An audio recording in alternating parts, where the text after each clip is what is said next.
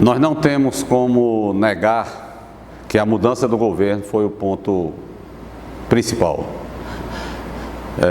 Se nós não tivéssemos conseguido eleger o camarada Lula para o governo federal, né, nós não teríamos revertido isso. A Petrobras é uma empresa e a eleição do presidente Lula foi o detalhe. Se não fosse com ele, nós não estaríamos aqui contando essa história, nós não teríamos essa vitória no nosso currículo. Isso é inquestionável, isso não tem como ser negado.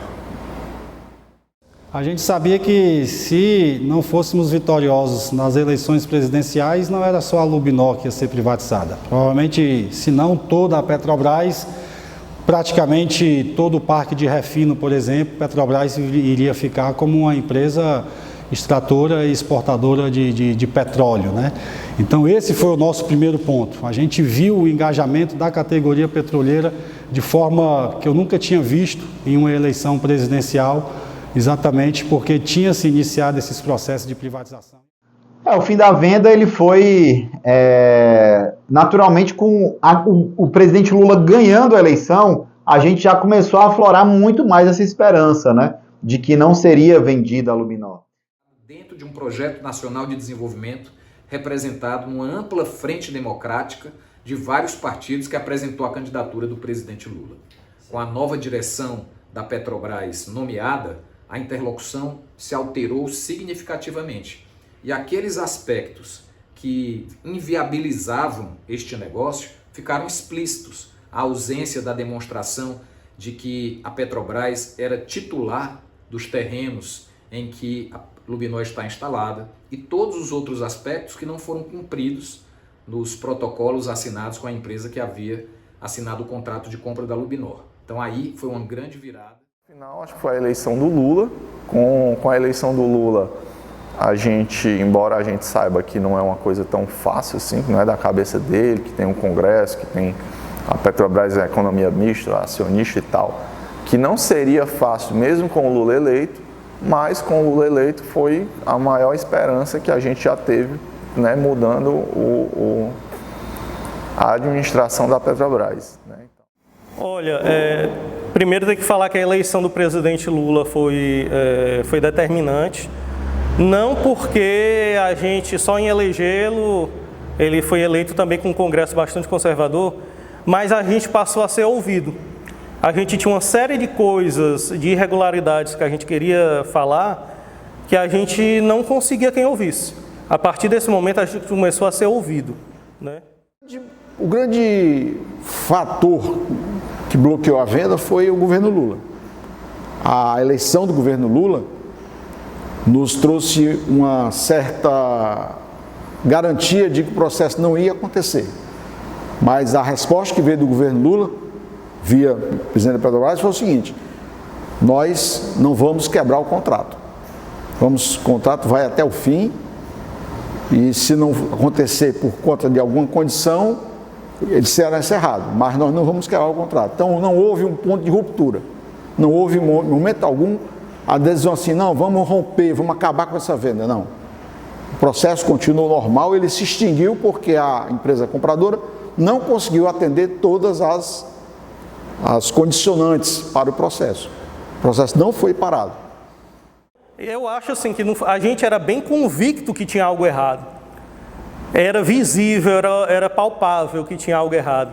Eu acho que isso aí ajudava na nossa luta, porque a gente não acreditava que com tudo isso, uma unidade vendida por 55% do preço, com terrenos públicos, tanto da Prefeitura como da União, com uma série de mazelas, com tudo isso ia ser passado por cima. Isso aí acabava alimentando a força da gente.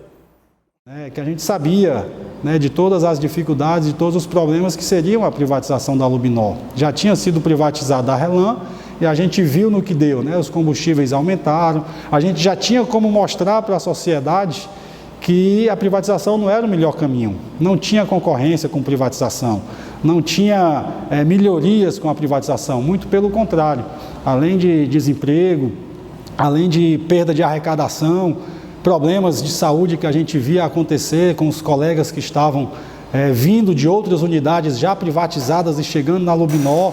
Esses foram os momentos mais angustiantes da gente, vendo que as pessoas estavam vindo para a Lubinó, porque vieram de uma unidade que foi desinvestida, mas estavam indo para outra que estava em desinvestimento e já corria o risco de sair da Lubinó e ter que ir para uma outra, e isso afetava a família. Eu estava vendo o problema que eles estavam tendo com família, e eu sempre morei aqui em Fortaleza, minha família já super acostumada a estar aqui, eu não vislumbrava ir para uma outra unidade da Petrobras.